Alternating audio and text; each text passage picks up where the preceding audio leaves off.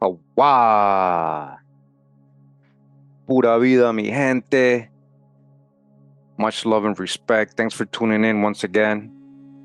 We're going to get back into this book. We're just going to try to get through it because it has some pretty good info here as we keep getting deeper and deeper into the chapters. So I wanted to go ahead and continue where we left off last time. We read chapter 3. Today we're going to go ahead and get into chapter 4 of this book.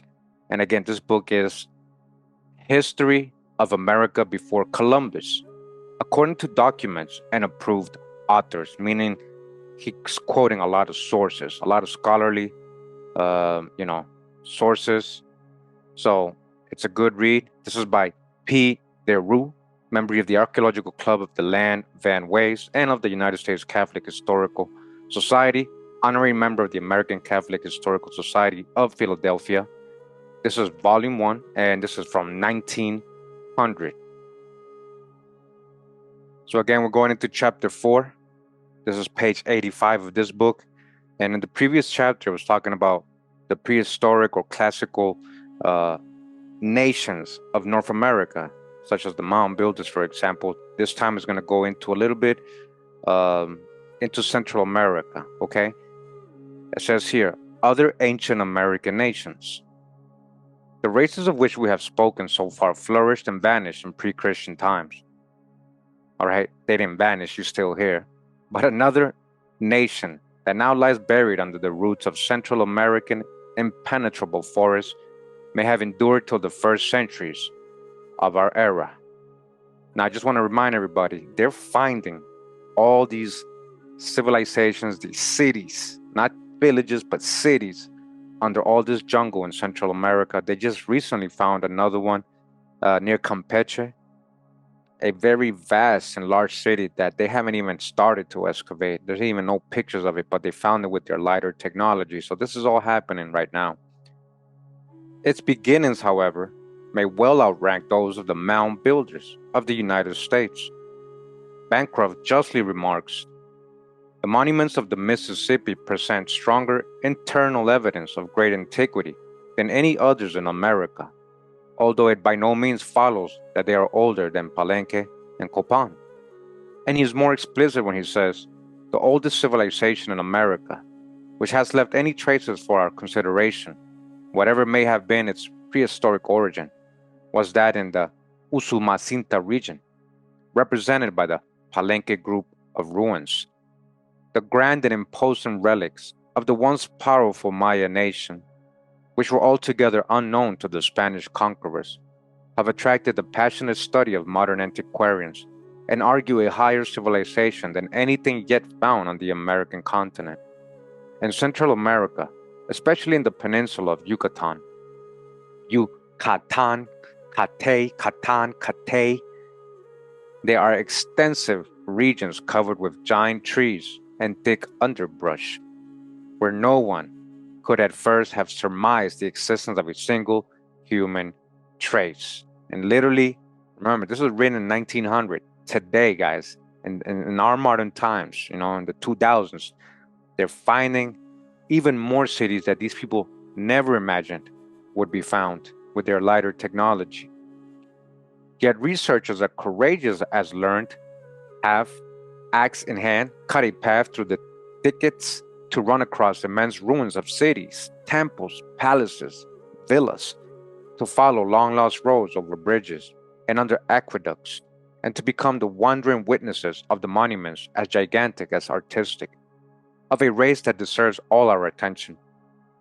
The principal discoveries were made at the places now called Palenque, Copan, Itzalana, or Uxmal, Lori Large City, and Chichen Itza.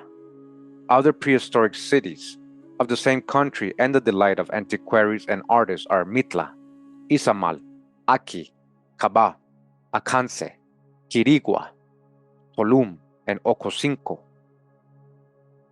The ruins of the first of these cities are scattered over a surface 6 miles in length.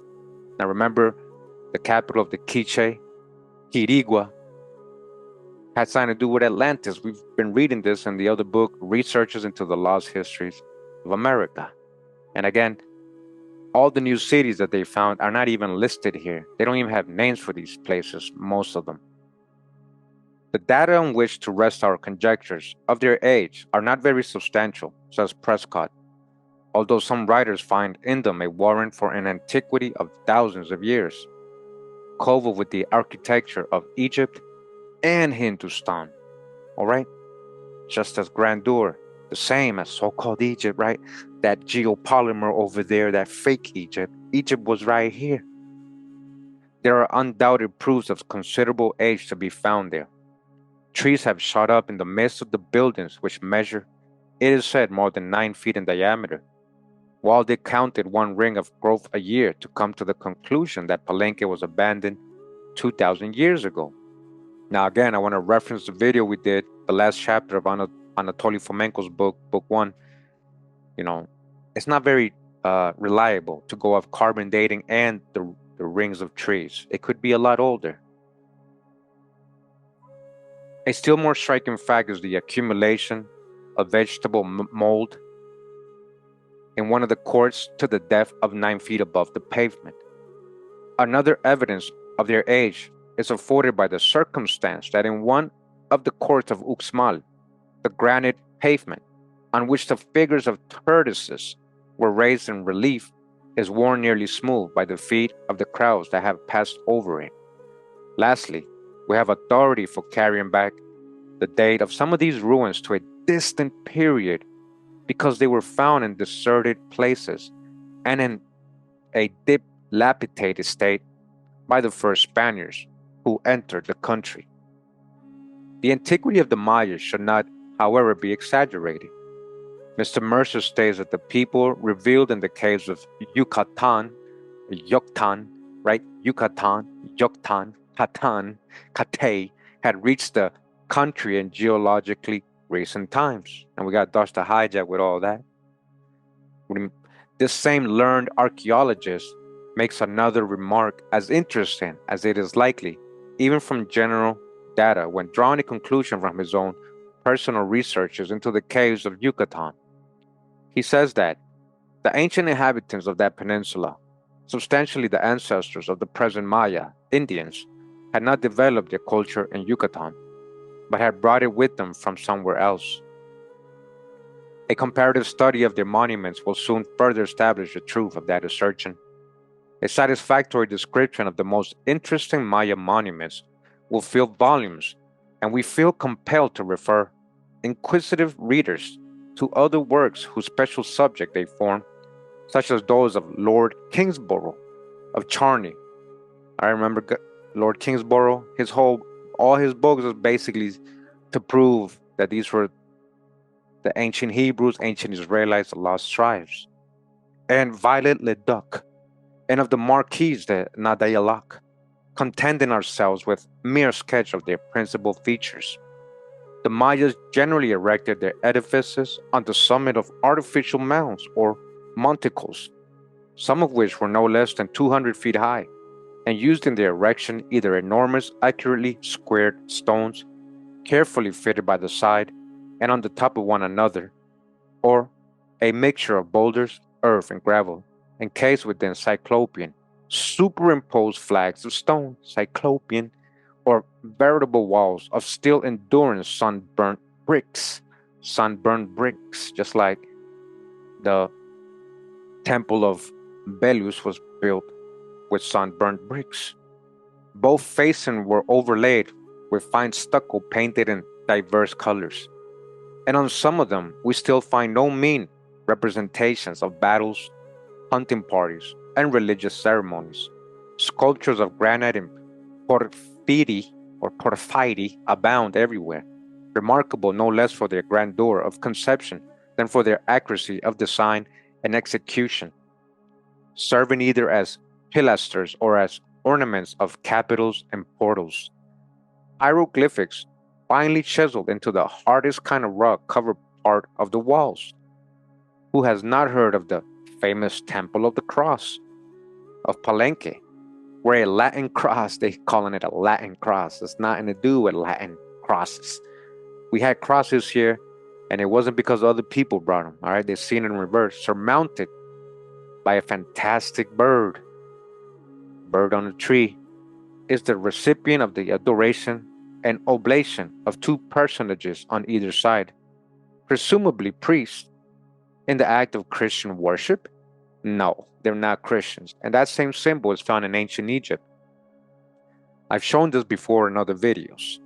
So again, Dash the Hijack, he's trying to add his Christian views on it and biases. Another group of statues almost identical with the former has been discovered in a sanctuary near Palenque. Are these last monuments a proof that Christianity was preached to the Mayas? No. The cross has nothing to do. It's pre-Christian, has nothing to do with the New Testament. Okay? It's way older than that. We will examine this question farther on, but no one will dispute the assertion that all these monuments, important relics of which are to be seen in the Smithsonian and other museums, are sufficient evidence of the high and wonderful civilization of this prehistoric American race, in no way inferior to that of the ancient Assyrians, Egyptians, or pagan Romans. It's not inferior, it's actually superior. All right, superior and much older. This is the true old world. It is highly probable that their mental progress was not surpassed by their arts and natural philosophy. But another, Champollion Figeac, is wanted still to give us an idea of their hieroglyphic literature. Nothing else is known of their writing than that it is of Asiatic origin. Dash the Hijack. You see how this author, just like the other one, and researches into the lost history of America, they're trying to say these people coming from Asia because they never could, just give credit to the Americas having its own people and its own, natural born civilization and inventions. Now remember, what is Asia Major? Didn't they paint North America as Asia in certain old maps? So Dash the Hijack big time. They try to say that Americas was uninhabitable, that there was no people in this large mass of land, whole continent, North, Central, and South America. Come on now. So again, be always ready to dodge the hijack with their so-called Asiatic origin. He says they're nowhere to be found on American soil with nations of that or any earlier period. And again, so many writing inscriptions of the old world have been found all over the Americas. We got videos on that. All right. So again, a lot of this time when we read these old books, they're very limited to what they're researching and their biases. So they don't really know all of it that we know now. On a specimen presented by Nadialak, we notice 3 taus. All right, taus, perfectly similar to the T of the Egyptian obelisk of the Place de la Concorde in Paris, just like the Egyptian obelisk and the taus, huh? This is Egypt. I've been trying to tell you that. This particular affords the first clue to the Western origin of the brilliant Maya race.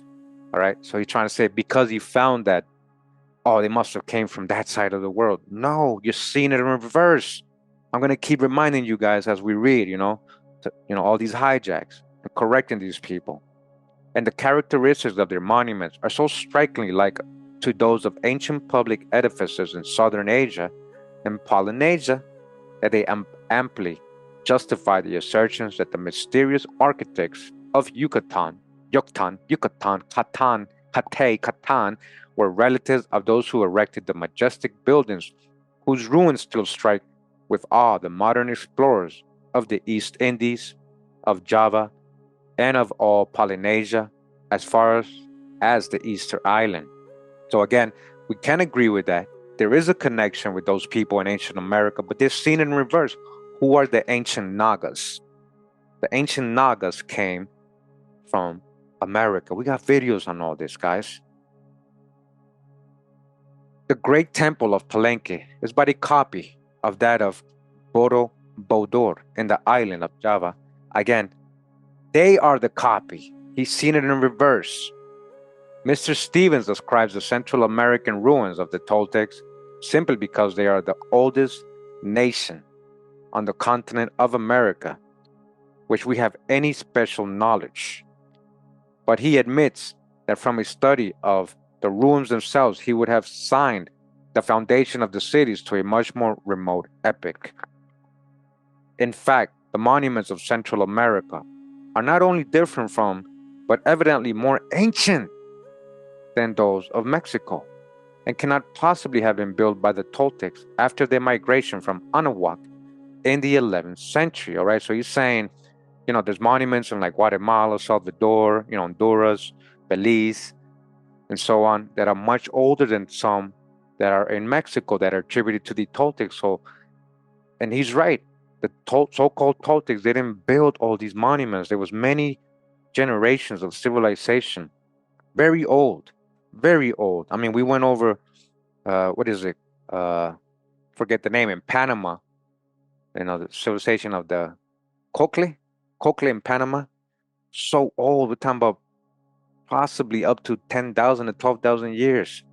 All right. And I remember what Graham Hancock's saying about what they're finding in the Amazon and all that, He's saying much older than the ones in Mexico and cannot possibly have been built by those Toltecs when they went to Anahuac, the ancient name of Mexico, Anahuac. So if you're from Anahuac, you might be called an Anahuacan, Anahuacan, Anuwaki, Anunnaki, Anahuacan.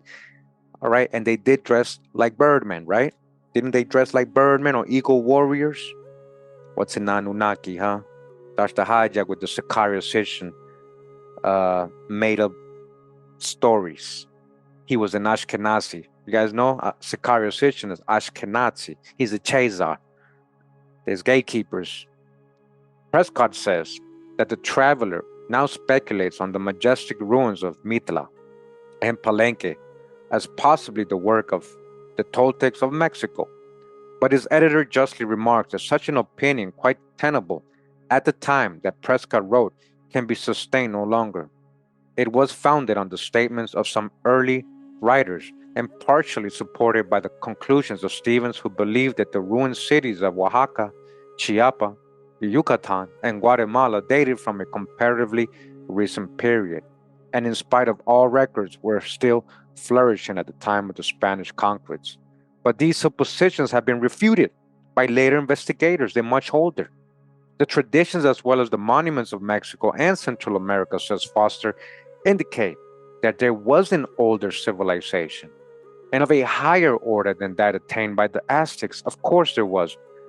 So-called Aztecs came much later, guys. They were very recent newcomers right before the Spanish arrived. They had arrived in the area of Mexico in the 1300s. Of course, there was other peoples there before them. The older ruins show a refined skill, which was not attained in those of modern day. And the picture writing of the Aztec monuments fails to interpret the inscriptions of Palenque and Copan. Mr. Tyler attributes the Central American cities to a people who flourished long before the Toltecs, and whose descendants are the Mayas.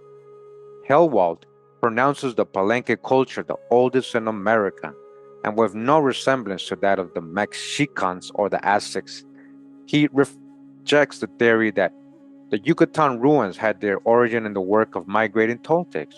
All right, again, they're much older than so-called Toltecs.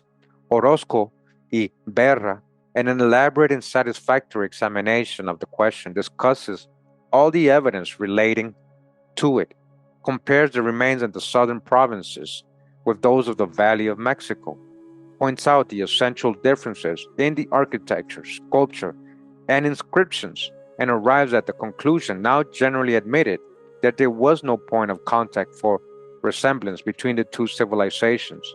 He considers that of the southern provinces, though of a far higher grade, as long anterior in time to the Toltec domination, as the work of a people that had passed away under the assaults of barbarism at a period prior to all traditions, leaving no name and no trace of their existence, save those monuments which, neglected and forgotten by their successors, have become the riddle of later generations.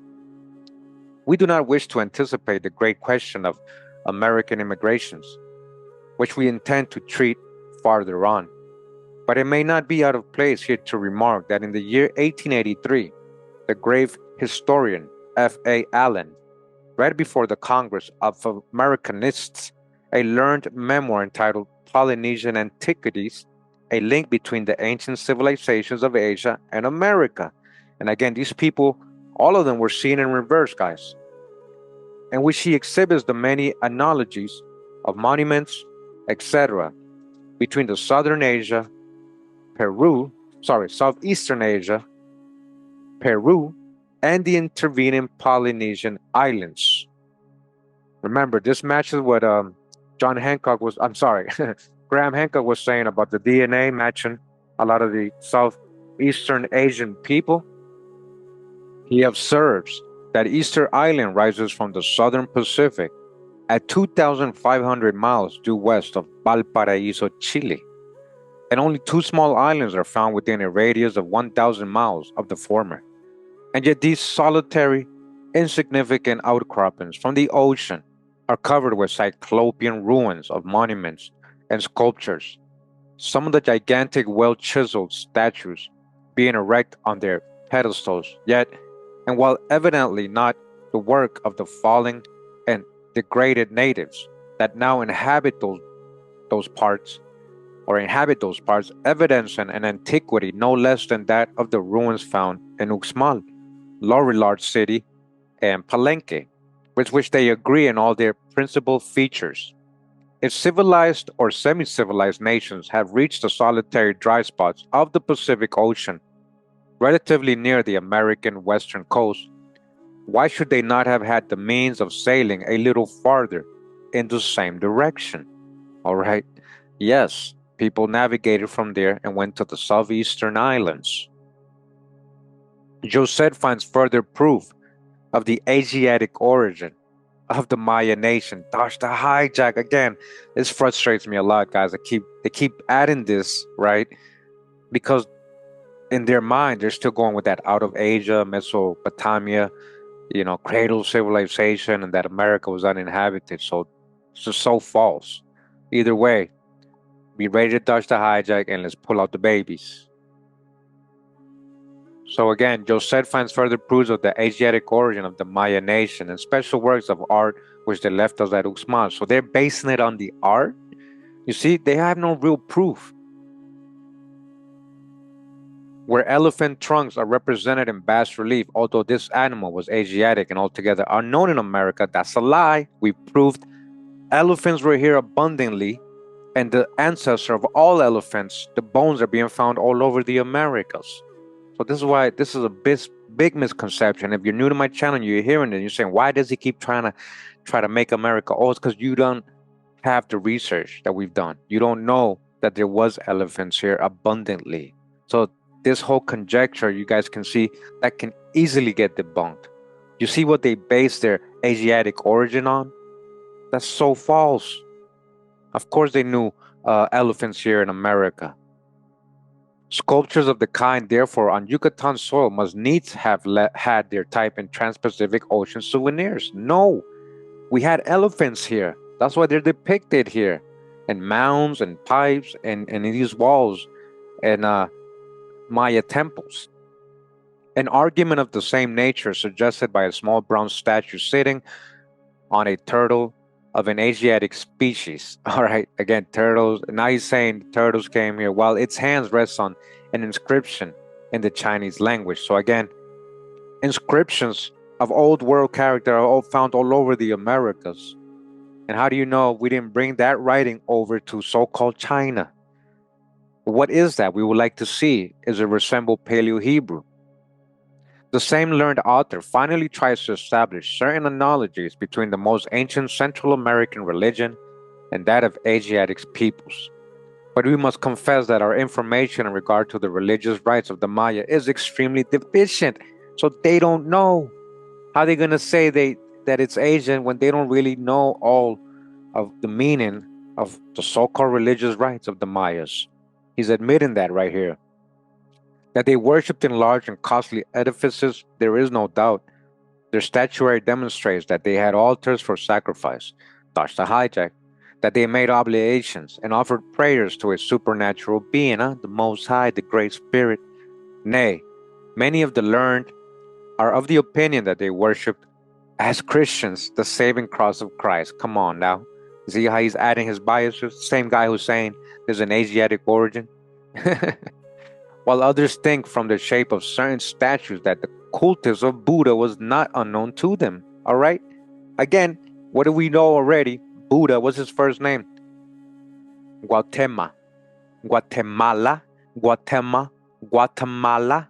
Guatemala Buddha came from here, or his teachings, his people, his ancestors from here. Who's his mom? Who's Buddha's mom, guys? Maya. Mayas. And his first name is Guatemala. Guatemala. Come on, man.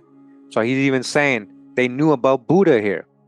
And what their sacrifices consisted does not appear from their relics, which indeed may suggest the idea that they dedicated their children to the Supreme Being, as did the Jews, just like the Hebrews, just like the Israelites, and as the Christians still do.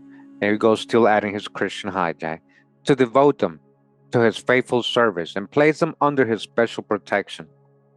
But there are no proofs of their offering any but legitimate sacrifices of flowers, fruits, and animals. You see? Not human, but flowers, fruits, and animals. The first fruits, sacrifice the first fruits. Who did that? As Abel and Cain offered in the beginning of the human family. Okay? Votan, deified by the Chiapans, seems to have been the leader of civilized ancestors of the Mayas, or their religious teacher and civilizer. The necessary analogies existing between him and Quetzalcoatl, the Toltec apostle, a real person, have caused some authors to confound into one the ancient hero and the relatively modern religious reformer. From the confused traditions of the Tesendals, as rendered by Núñez de la Vega and Ordóñez y Aguilar, it appears that Votan proceeded by divine command to America, and there portioned out the land or laid the foundation of civilization. So they always try to say that Votan came from somewhere else. What if he was coming from North America or South America? Like, this is what I'm saying. Or had been in the British Isles and coming back. His people already from here. We were traveling the whole world since ancient times. What they don't know is the point. So they conjecture. Just like trying to say right here that he might have come from somewhere else, and then he came here and divided the land or portioned out the land or laid the foundation of civilization. A view also taken by Clavigero, he accordingly departed from Balum Chivim, or Phoenicia. Where's Phoenicia? It's true. They were coming from Canaan, supposedly. Canaan, the real Holy Land, is in the Americas. According to Cabrera, passed by the dwelling of the 13 snakes, or the islands of the Canary groups, and San Domingo. And the Caribbean, and arrived at Balum Botan, where he took with him several of his family to form the nucleus of the settlement. With them he passed through the island-strewn Laguna de Terminos, ascended the Usumacinta, and here, on one of its tributaries, founded Nachan, or Palenque, the future metropolis of a mighty kingdom, and one of the reputed cradles of American civilization. The Tesendal inhabitants bestowed upon the strange-looking newcomers the name of Tesequiles, petticoats, on account of their long robes, but soon exchanged ideas and customs with them, submitted to their rule, and gave them their daughters in marriage. This event is laid out 1,000 years before Christ, a date which is confirmed by the Chimalpopoca manuscript, according to Brasil de Bourbourg and his Popol Vuh. The fact that Latin crosses have been discovered among the ruins of Palenque, again, they're not Latin, he's calling them Latin, and statues of Buddha among those of Uxmal, right? Guatemala, Buddha, that's his first name, Guatemala, his mom is Maya, right? It's quite puzzling for an inquirer into the Maya's religion. Again, Buddha's mom is called Maya. But in our opinion, it affords some precious information regarding the epoch in which the Maya civilization was either buried under the effects and shame of its own degradation, or more probably, under the vandal destruction of its grand achievements by barbarian invaders. Did the Mayas endure to listen to the Christian teachings, probably given by the Apostle St. Thomas or any of his disciples in America? Again, they always seen it in reverse. And who's St. Thomas, huh?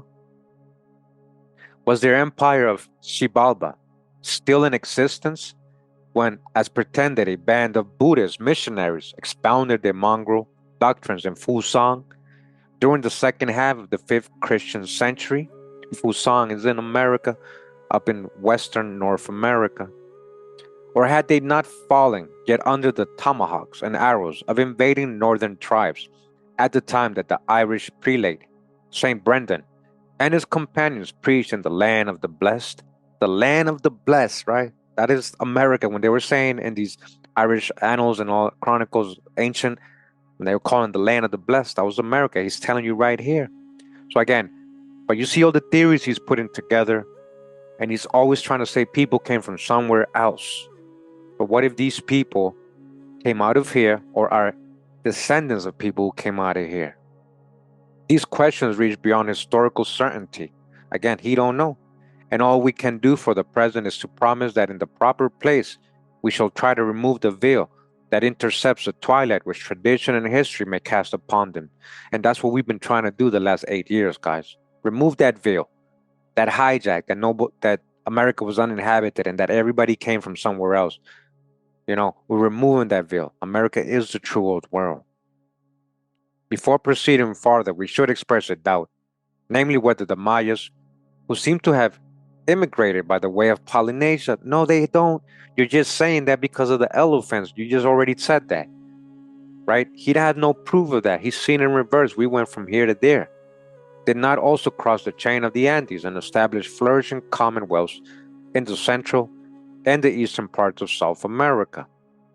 This opinion is certainly not devoid of probabilities to one who notices the late researches made in the great necropolis of the Ancon and in the trenches along the Amazon and the Tocantins rivers, especially on the Marajo or Joannes Island. All right. So remember what Graham Hancock was saying about the antiquity of the Amazon. Who came first, really? Or are they different peoples from different times? The discoveries there made clearly point to a race different from that of the modern Aborigines, and which had attained an advanced degree of civilization. The results obtained from systematic excavations do not, however, justify any precise conclusions yet. Equally scanty is the information which we possess in regards to the history of two more prehistoric American races, of which, however, we can speak in a more positive manner, because on the ruins of their ancient monuments, we find until this day a few living remnants of their progeny. That's the hijack. The Quit dwellers and the Pueblo Indians are often confounded into one and the same nation, yet generally admitted to be absolutely distinct from the races that we have considered before and from the Nahuas that will claim our attention hereafter. Both the Pueblos and the cliff dwellers lived in close community, not to say in communism, holding the land as common property and allowing to each individual for personal use the fruit only of each individual's personal industry and labor. So we got to dodge the hijack on those names, Pueblos and Cliff. They didn't call themselves that. They don't know no names. That's why they named them those things. But there's something about these people. They had temporary dwellings, like they were on the move. They were migrating, almost like when the Israelites were supposedly lost for 40 years, right? Creating temporary habitations until they reached the promised land. I got videos on this, how it's very similar. The remains of their habitations are to be found in the states of Utah, Judah, Judah, New Mexico, and Arizona, right? And what did they find in New Mexico? Los Luna Stones, right? During the migration, Pablo, Luna Stone is the 10 Commandments on rock, the oldest in the world. And Arizona, right, with Rhoda, a so-called Roman colony, Toltexus, Sylvanus Toltexus. Remember all the drop from before, right? In the Mexican province of Sonora and as far south as northern Chihuahua. Nay, some antiquarians believe to have discovered their vestiges in the Peruvian Republic. The steep sides of the Rio Mancos and Rio Pecos of the San Juan, the Hovenweep, the Macelmo, and Rio Cheli are studded with cliff dwellings. The adjoining mountains rise to a height of 6,500 feet above the valley. The rock has been pierced everywhere. Man has everywhere established his home, and the number of cliff houses here is estimated at over 1,000.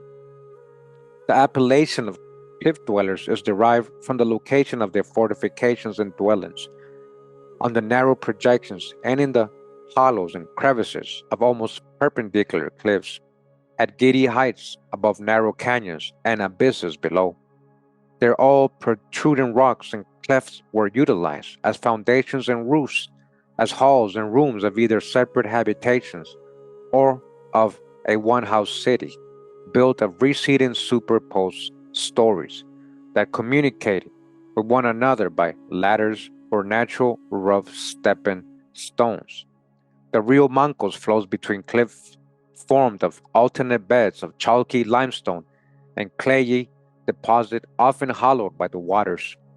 In one of these excavations, we find a group of humans, abodes, comprising a double line of buildings constructed at a height of about 200 feet above the river.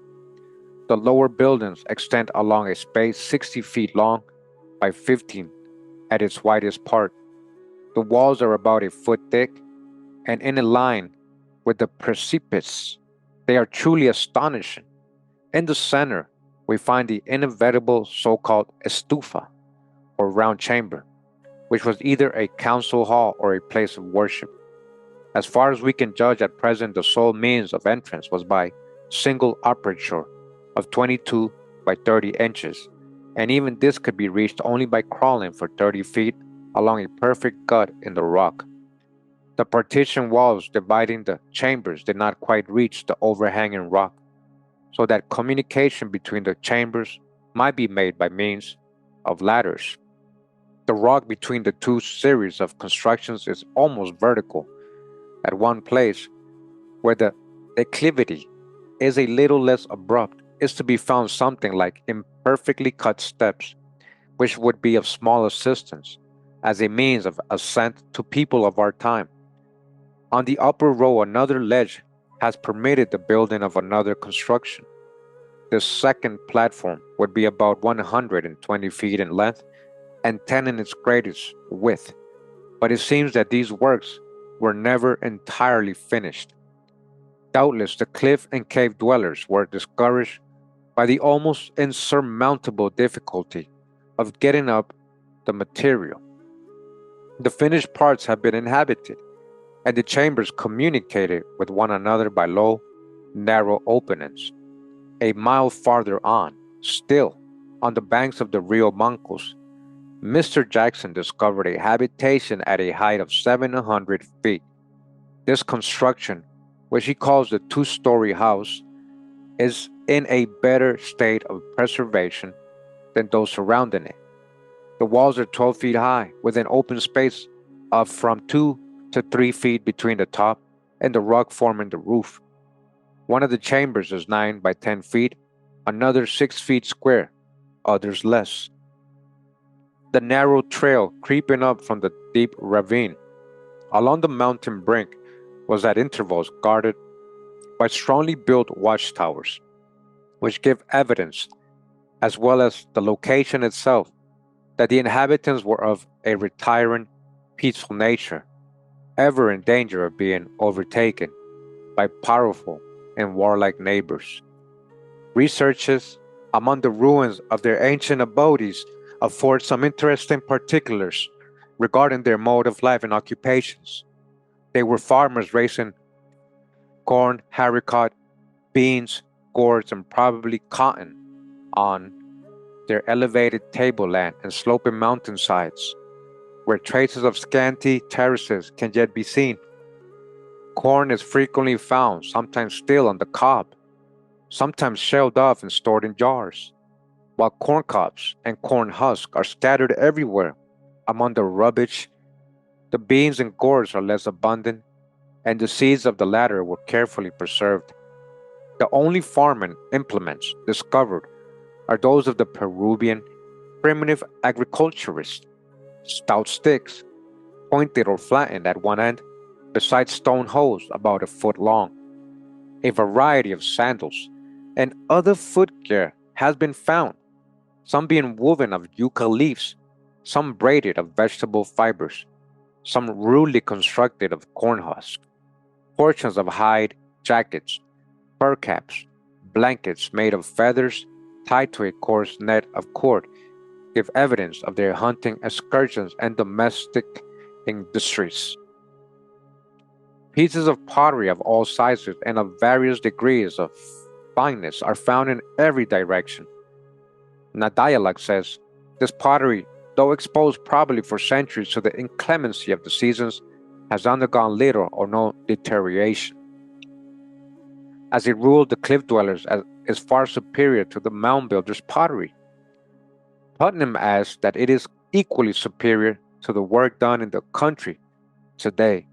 And I've seen a lot of this, so-called cliff dweller or Pueblo Indian pottery, ancient pottery, and guys, they have it stored in basements and museums, and it is very sophisticated pottery, matching a lot of the Central American and South American, advanced pottery. So he's kind of right in some aspects. It is made of the very fine clay which abounds in the region.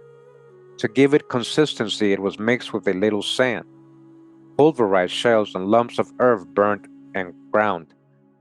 The potter often cut thin stripes of kneaded clay and laid them on over the vessel, molding them into the desired forms with his hands. Some of the potteries are shaped after the human outline, and more frequently as animals, such as the deer, the stag, and the frog. On the banks of the Gila River, a fragment was found of a vase which the artist had fashioned as a tortoise, and another represented a monkey. Birds on pottery are especially numerous. If the duck seems to have been the favorite model of the mound builders, the owl was frequently the pattern of the shapes and decorations of the cliff dwellers' earthenware. That the cliff dwellers were particularly skilled in architecture and masonry is abundantly proved by the well-shaped and finished stones of their edifices, by the trim walls hung upon steep sloping rock surfaces, sheer at the edges of cliffs, where they rest today, still firm and secure. The mortar made of clay and ashes, hard still, was skillfully laid between the tiers of larger rocks and tastefully studded with smaller stones and pebbles, which greatly contribute to the solidity of and give a pleasant appearance to the walls. Like our redskins of modern times, the cliff dwellers adorned their cloth or clothes with small shells and teeth and small bones of animals. They also wore strings of beads and perforated fragments of pottery. The bodies of the dead were laid away, together with provisions of clothing and food, with weapons, utensils, and ornaments, and some of them embalmed so well that the mummified remains still show plainly enough the dark color of the nation. Okay, body bag for the illusion. Did you guys understand what he just said? The mummies are so well preserved that they can still show their complexion, right? Where he says plainly enough the dark color of the nation, dark complexion, dark color. The mummies had dark complexion. The recent explorations under the direction of Professor Putnam have brought to light a small number of mummies in a fair state of preservation. The bodies were found wrapped in cotton, cloths, skins, and feather ornaments, over which were rolled mats formed of rods strung together, somewhat resembling Chinese blinds. Many of them had fine, silky, light-colored hair, very different from the dark, stiff, and coarse hair of our Indians. Their skulls are brachycephalic, with the occipital flattening made artificially during infancy, very marked, like the mound builders and of primitive peoples of America. The cliff dwellers died in the hope of a future life, and it is satisfaction to find them This instinct, so deeply graven in the hearts of men of all times and of all countries. Lieutenant Shawatka, detailed to explore unknown regions of New Mexico, recently came across several families dwelling in caverns excavated in sandy portions of Rocky Mountains at considerable altitudes. The poor natives were very timid and frightened at the appearance of the explorers. They hurried up to their inaccessible fastnesses with simian agility. They were tall, but extremely thin, with members well proportioned and in color resembling a Negro more than a red-skinned Indian. Body bag for the illusion. Yo, shout out to Drub. All right, did you guys see that? I ain't making this up. I can't make this up. What? I'm gonna read that again. Pay attention. Nobody's trying to blackwash anything. All right? I'm gonna read that again. Pay attention. Again, he's talking about these people in the Rocky Mountains, all right? And these southwestern places. They were tall, but extremely thin, with members well proportioned and in color. Again, their complexion, their skin resembling a Negro, more than a red-skinned Indian. All right, that's from Congrès Scientifique. That's a French journal. All right, volume 8. We're gonna get that, page 126. All right, from 1891. All right, resembling a Negro more than a red-skinned Indian. Thus, have the few survivors of this curious and interesting race preserved its principal characteristics, although they have shamefully degenerated in their barren recesses since the time their ancestors not only built their almost indestructible strongholds, but manufactured fine pottery and impressed upon their implements and weapons evident signs of no mean degree of culture. Besides these remnants in New Mexico, all right, in New Mexico is what we're talking about, a small number of families pertaining to the same race are living still in the crevices of a few stony islets near the promontory of Prince of Wales and Bering Strait, supporting themselves by their fishing industry. During a late cruise, the United States steamship Bear visited Kings Island and Bering Strait, 30 miles of Port Clarence, where there are about 200 of the most curious islanders that were ever seen. The island or rock they inhabit is about half a mile wide and a little more than the distance long. On the southeast side, closely nestling against the cliff, is a village. One abode is built over and above the other, and to the right and left, giving them a strange, motley appearance, not unlike the recesses inhabited by bald eagles. There are narrow caves excavated into the side of the crumbling volcanic rock, and in the bottom of each is found some of the short native grass, forming a bed on which to sleep. At the mouths of the caves, and just in the interior, fires are lighted, and here they warm themselves in winter. Skins of different kinds are suspended outside to keep out the snow and wind. In summer, the hardy natives leave their holes and dwell in the old outhouses made of poles on the water's edge. These strange people are as strong and vigorous as any that can be found anywhere. They are perfectly contented and happy.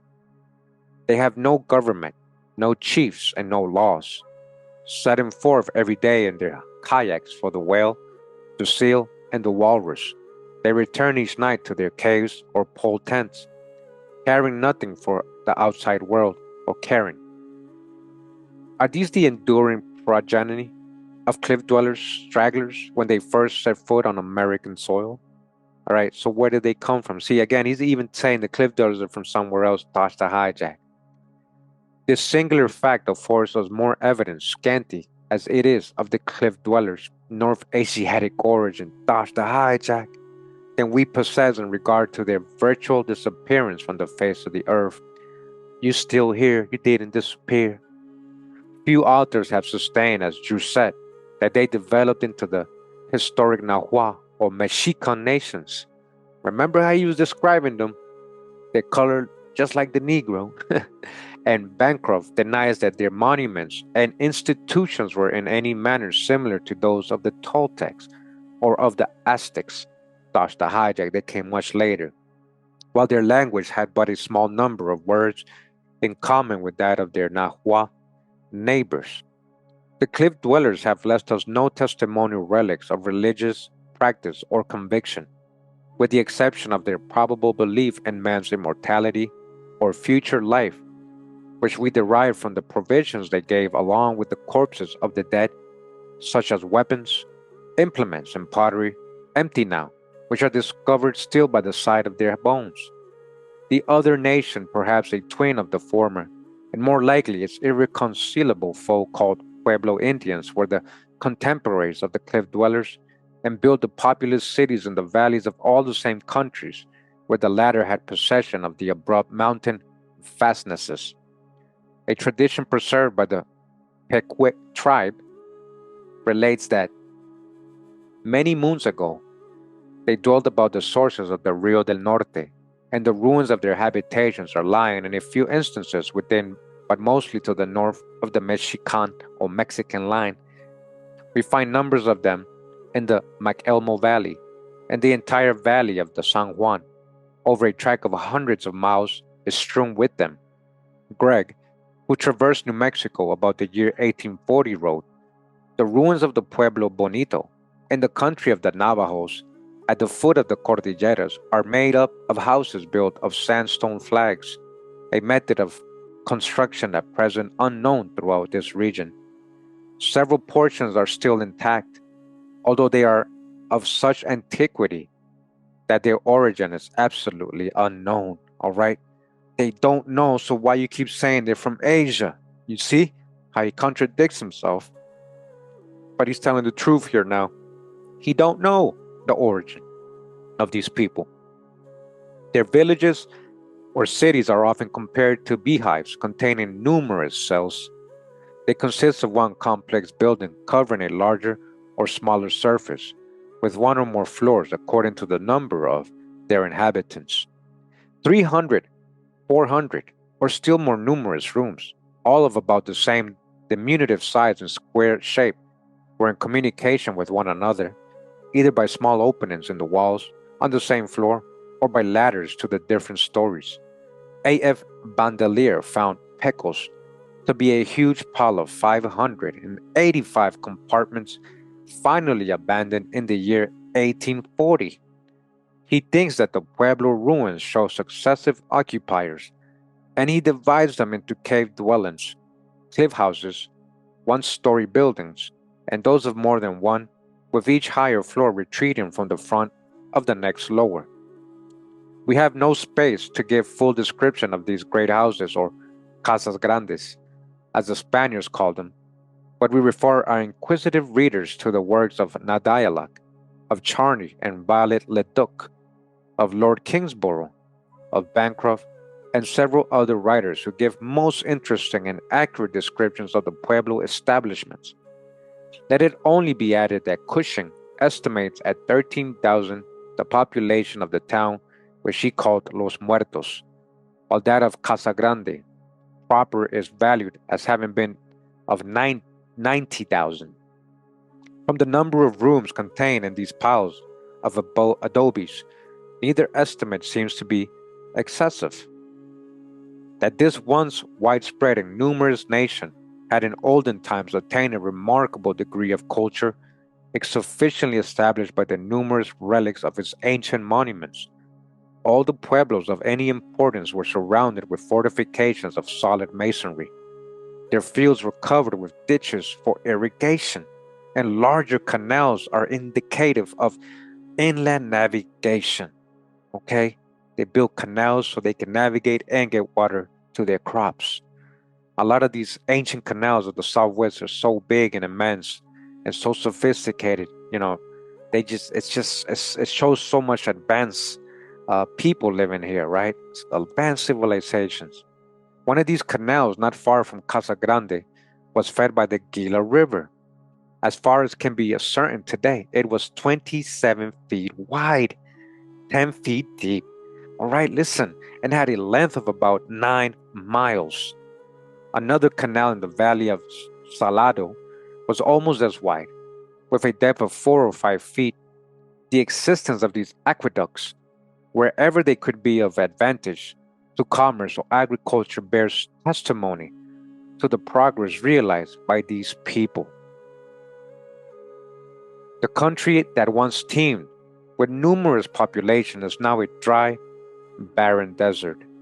The irrigation ditches of the pueblos are proof that modern irrigation schemes might restore these vast wastes to the use of humanity. Why aren't they using them?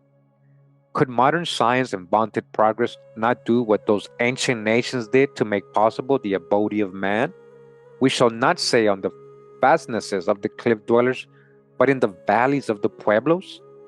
The airy habitations of the cliff dwellers themselves were evidently not deprived of water.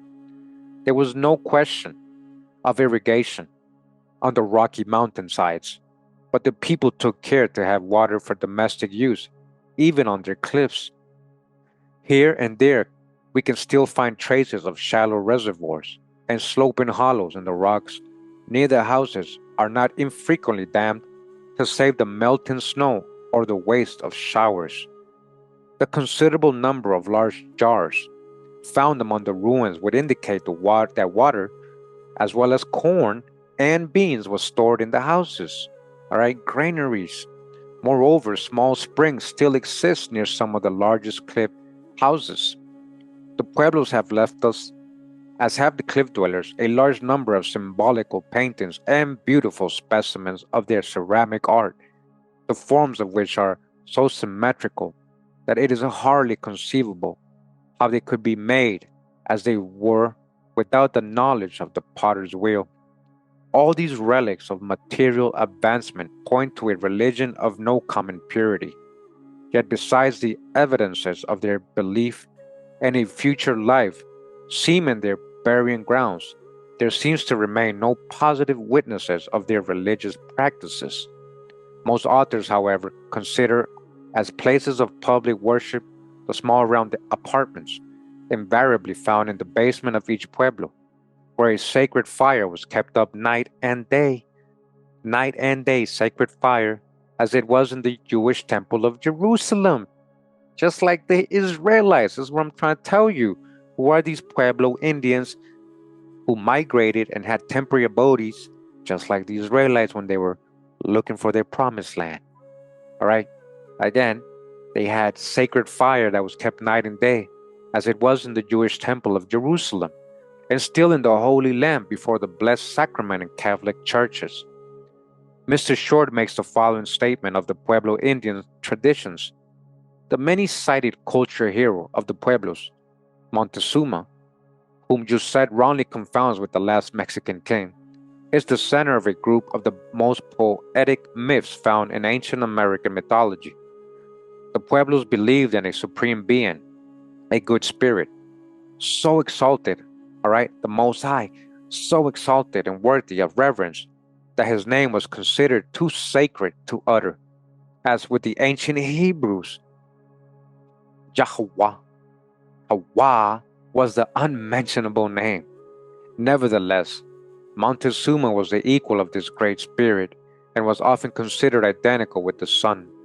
Mr. Bancroft says, under restrictions, we may fairly regard him as the Melchizedek, the Moses, and the Messiah of the Pueblo desert wanderers from an Egypt that history is ignorant of and whose name even traditions whispers not. All right, look what they're saying.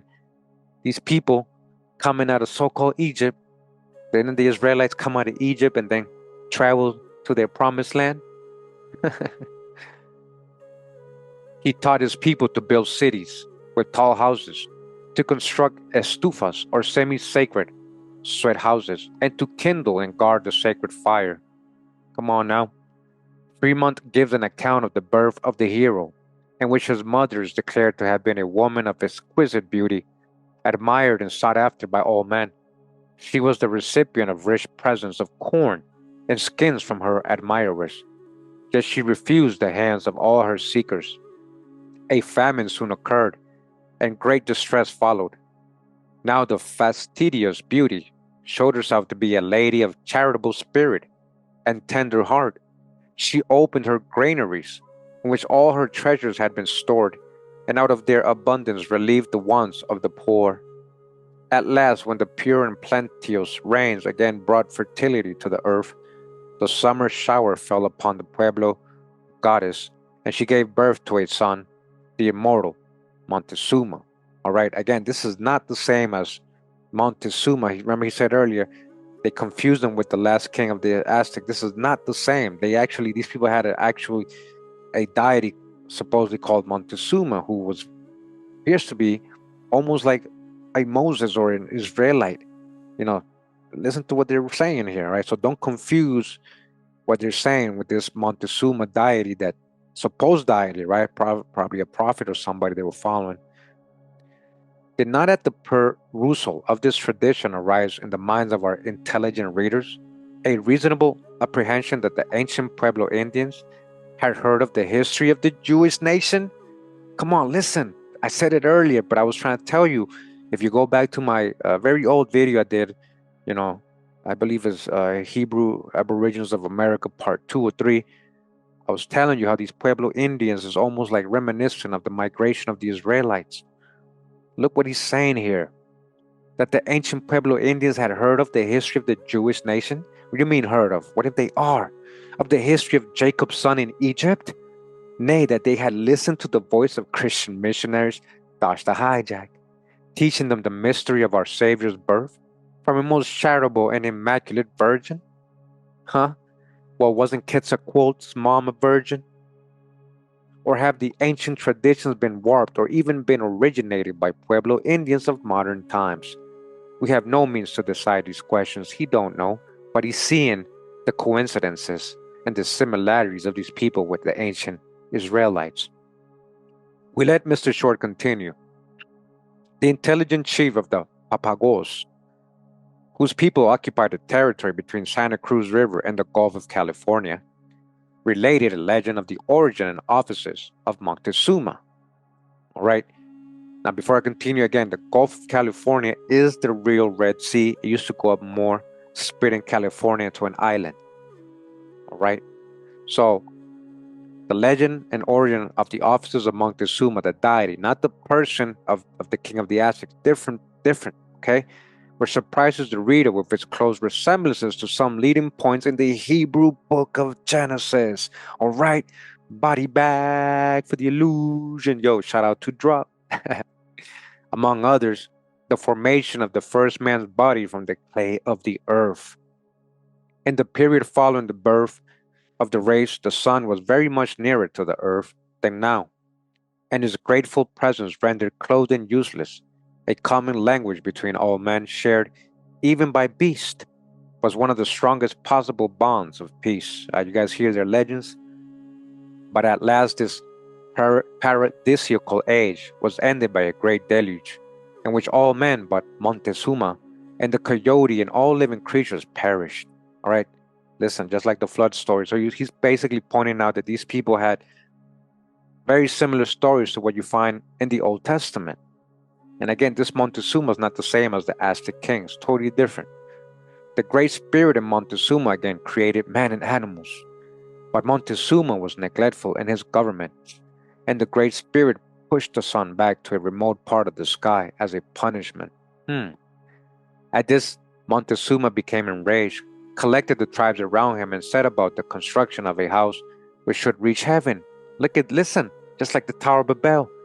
The builders had already finished several apartments lined with gold and silver and precious stones, and progressed to a point which encouraged all to believe that their defiant purpose would be accomplished when the Great Spirit smote it to the earth amid the crash of his thunder. All right, again, just like the Tower of Babel story. Montezuma continued in his war with heaven, but as new punishment, the Great Spirit caused an insect to fly towards the east to an unknown land. And here is an evident interpolation or addition to more ancient teachings to bring the Spaniards who utterly destroyed him. We surrender all these Pueblo traditions to the criticism of our readers and close our remarks upon this interesting race by stating that history offers no evidence, either in regard to their origin, the epoch of their arrival in the New World, or to their disappearance as an importing nation. All right? So they're guessing. He doesn't know the origin. He's letting you know. So all that conjecture about them coming from Asia, that's all conjecture and guesses. Okay? He's telling you right here, but he's letting you know, hey man, look at all these traditions. What do you think? Again, America's a true old world. They've been seen in reverse. Yeah, these are the ancient biblical people, a lot of them. An idea, however, not wanting in reasonable grounds and admitted by the learned generally is that the Pueblos, like the cave dwellers, were comparatively late immigrants from a semi-civilized and probably Asiatic or improbably, but he just said he doesn't know their origin. There's no evidence of their origin, but he's saying probably. He's just going to keep doing that, guys. That's the thing about these authors, and it kind of frustrates me that they got all this knowledge, just like Graham Hancock, but still not trying to say this is the true old world. They cannot be considered as descendants of the mound builders, nor as ancestors of the later Mexican Aztecs, okay? They're not the same people. It is very probable, and from antiquarians' discoveries almost certain, that several more races of men, besides those which we notice already, have lived on the broad surface of our western continent and have vanished long ago without leaving any certain record of their existence. Again, you guys haven't vanished. We still here. We still here, guys. We all still here. Neither could we, considering in the light of general anthropological principles, the presence of so many aboriginal tribes on American soil, entertain the least doubt that some of our contemporary Indians are the fallen descendants of very ancient American nations. Yes, what Indians, huh? Aren't you an Indian? Yeah, you are a descendant of this very ancient American nations. History, however, is at a loss to determine the nation or national age of any of them, because the horizon of their own chronology does not extend beyond many moons or many snows, nor even in several instances beyond the successful wars of their fathers' fathers. Still, a few Indian tribes have been found in possession of somewhat obscure but, for a scholar, most interesting annals that offer a precious clue to the secrets not only of their respectable antiquity, but also of their origin and migrations of their religious science and lost arts, and of the most salient features of their long and eventful history. Such records have been discovered among the Illinois, the Shawanees, and with every branch of the Lenapi Algonquin nation. The traditions of the Lenapis, sometimes called Lenni Lenapis or Delawares, right, are preserved in one of the most ancient forms of writing, namely on curiously notched and painted sticks, which they call Walam Olam, and interpret still in their old remarkable national songs. Mr. Rafinsky says, having obtained some of the original Walam Olam of the Lenape tribe of Wapahani, or White River, we will give the word for word translation of the Psalms annexed to each, which form a kind of connected annals of the nation. Yet the Psalms appear to be mere abridgments of more copious annals. These Lenape records consist of 3 ancient songs relating their traditions previous to their arrival in America, and of 7 more Lenape or North American Indian songs that are mere compendiums of better annals, now probably lost, and relate the Indians' history from their arrival in America to the settlement of the so-called white Europeans among them, about AD 1600. All right, listen to that. 96 successive kings, 10 anonymous, are mentioned, hence probably 96 generations, to each of which 1/3 of a century may be accorded, and to all 32 centuries, which lead us back to 1600 years before our era. We reprint in the appendix some of these Lenape songs and some weighty extracts from others to offer our ingenious readers an opportunity to draw from them still more historic or other conclusions than we have space to point out, for indeed we ourselves can base upon them a few remarks only, that seems almost literally set forth in the original traditions.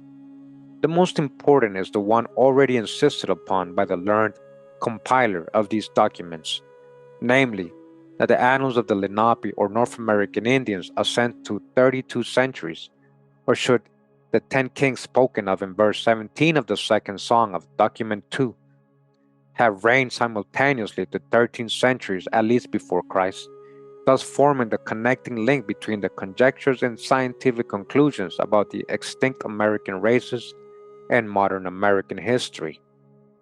Again, they're not extinct. That's what they want you to think. It is for this reason of the great antiquity of our red-skinned Lenapis that we join our researchers regarding the pristine lost inhabitants of this continent, the relation of a few historical data either expressly or implicitly recorded upon their writing sticks and in their ancient hymns. Before all else, we could not help noticing that the very existence of the Lenape written chronicles, their well-established antiquity, dating from 72 generations anterior to the year 1600, or from the 8th century before our era, but above all their earnestness and their accuracy evinced by their conformity with the general traditions of enlightened mankind and the conclusions of modern science, are proof sufficient that the remote ancestors of these tribes had attained a much higher degree of civilization than that of their fallen posterity, and that they had lived at no great distance from the biblical patriarchs who had preserved and corrupt the memory of man's primordial history and the truths of primeval divine revelation. That these Indians and probably several more congenial tribes were Christians. That's the hijack. So you see how he's adding that in the broad sense of the word? What sense? No, that's your own hijack, author. At the time of their landing on American soil, can scarcely be doubted. Oh yeah, we doubt that for sure. Christian, that's a hijack. You're talking about religion, talking about New Testament. You were just talking about biblical patriarch, and now you're adding Christian to it. They knew and worshipped the one eternal spiritual and ubiquitous God, who caused or created the heavens and the earth and all they contain. Again, most Christians, they worship Jesus, not directly the Most High.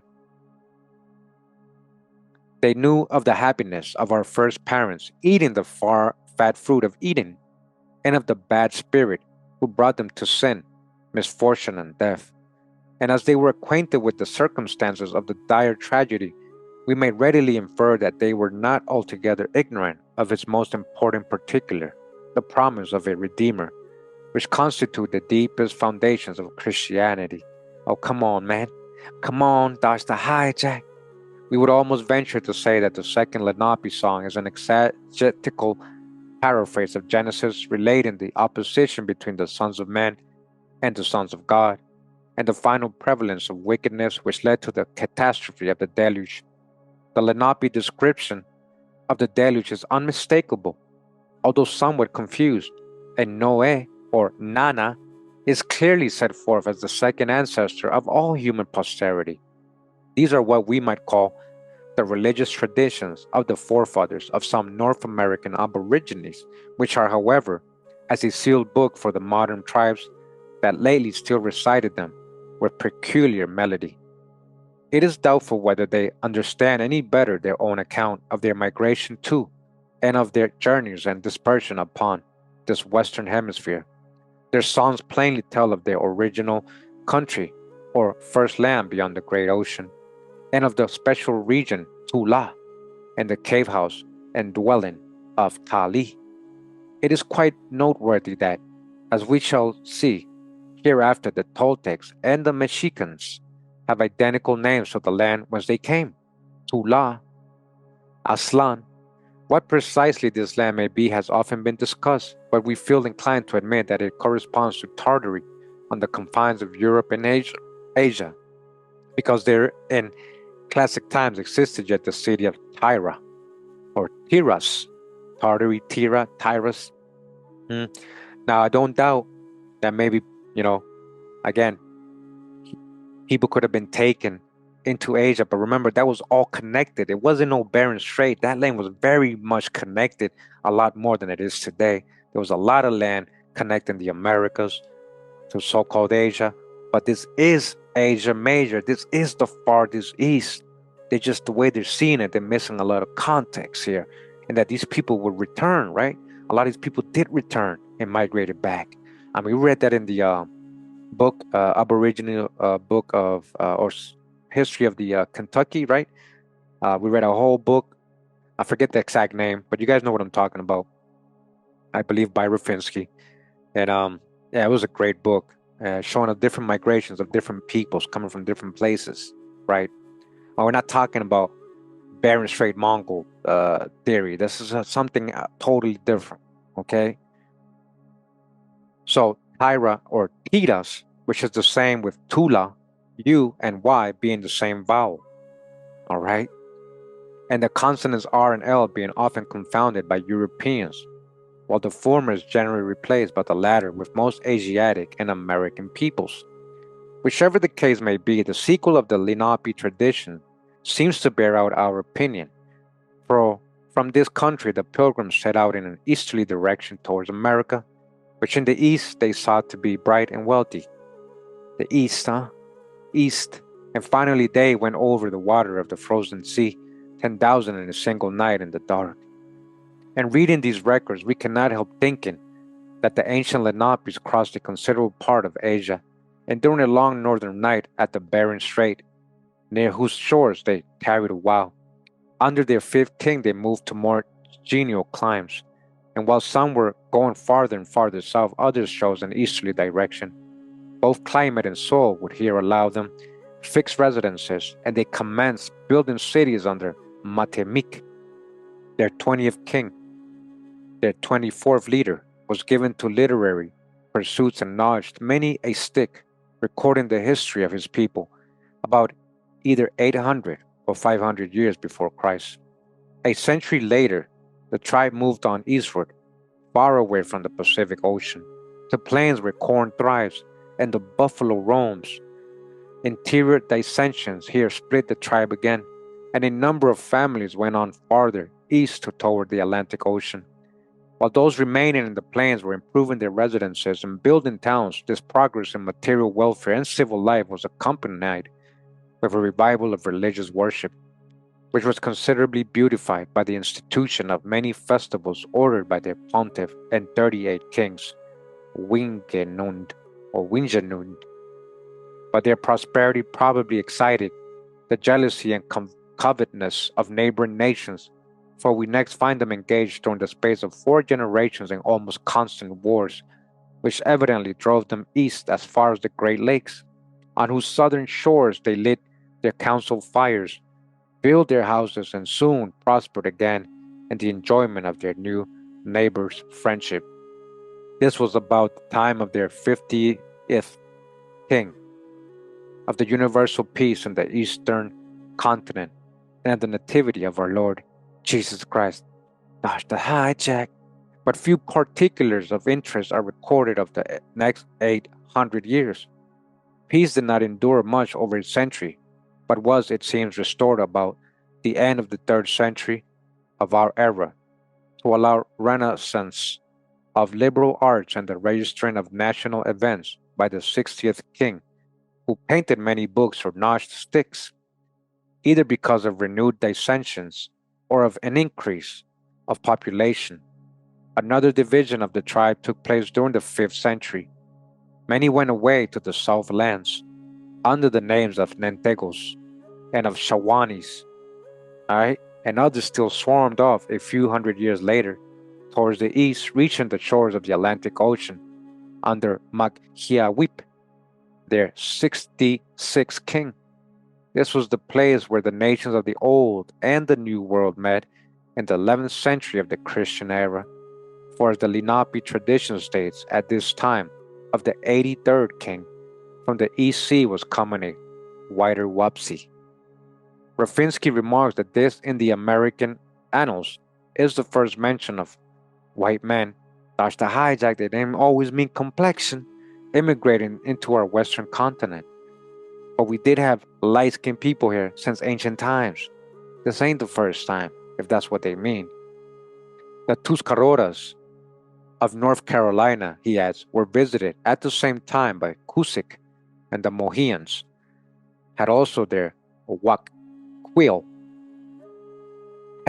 Welter has omitted this tradition as many others, but Holm, in his description of New Sweden, positively gives two traditions of the Lenapi tribe, telling of a so-called white woman who came to America, married an American, you're talking about Europeans, and had a son who went to heaven, and of two big mouths or preachers who came afterwards, wearing long beards, and also went up to heaven. Rafinsky is of the opinion that this Indian record has reference to the Northmen, settlements, and the evangelization of Vinland by Christian bishops. But for the sake of chronological order, we shall defer the discussion of this question to its proper place, and conclude our synopsis of the Lenape traditions by the closing verses of their last national hymn. At this time of their 96th king, north and south, the Wapaya Cheek came, the white or eastern moving souls. Now they're talking about souls. They were friendly and came in big bird ships, sailing vessels. Who are they? No explanation is needed here, but it is interesting to notice on the record sticks that the European arrivals of the 11th and 16th centuries are represented by almost identical engravings, namely, a boat with mast and sail, and a cross over it. A cross, here goes with Christian stuff. So again, remember what we just did a video the other day about, Great Ireland, right? Where was Great Ireland? Here. First, they went from here first. If anybody was to cross the Atlantic, first, it was American Indian, right? Let's not forget that. Yeah, people were trading after that and coming back and forth. Yes. Our first parents have for sign in Aureola, the Snake Nation, is marked by a forked tongue. Other peoples mentioned have other glyphs. The token of European immigrants is the cross. Why they gotta be white? But you see how he's trying to make Europeans white? And the cross has nothing to do with Christianity. Did perhaps the Christian symbol emblazon the sails of Leif Erikson's vessel, as did those of Columbus' galleys? Now remember, Leif Erikson, right, the son of Eric the Red, who's the red man, red. Well, you mean white then? Besides the Lenape songs, there exist a few Indian legends that might justly claim a student's attention, but we could not here allow them space because their import is of such a doubtful and abstruse character that they are apt rather to obscure than to enlighten America's incipient history. Much valuable information is no doubt preserved by Central American hieroglyphics, but these have unhappily remained a sealed book until this day. We consequently must, for further intelligence regarding our earliest history, turn our eyes to the records of the Old World and search whether the ancient writers of the Eastern Hemisphere had any knowledge of the Western, whether from their beautiful pages any information may be gleaned to promote our study. Now, who's really saying, East and West? And what if the maps were upside down back in the day or seen differently? This is the old thing. They always try to say this is the West and that's the East. But he just said that Lenape traveled east, right? Easternly, east. So Eastern Hemisphere. They went to an Eastern Hemisphere, right? So make it make sense. No one is less than ourselves, sanguine as to the result of these new inquiries.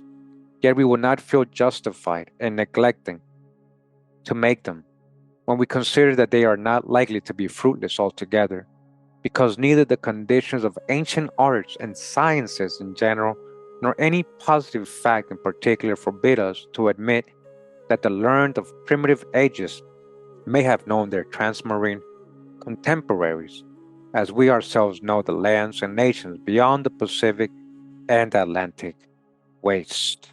All right, that was the end of chapter 4, guys. I hope you enjoyed it. It's pretty interesting read.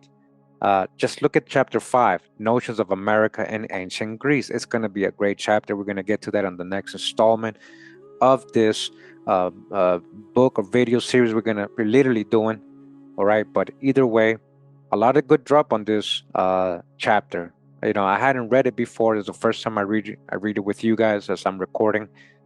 But I do appreciate you guys, you know, taking the time to just go ahead and hear me read again another whole chapter.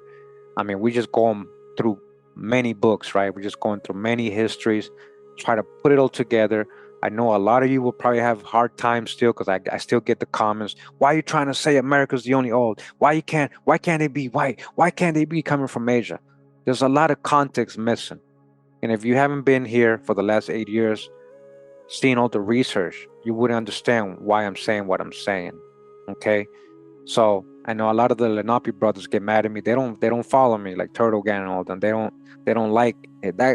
Their main guy don't like me for some reason, you know, just because I said America's the true old world and things like that.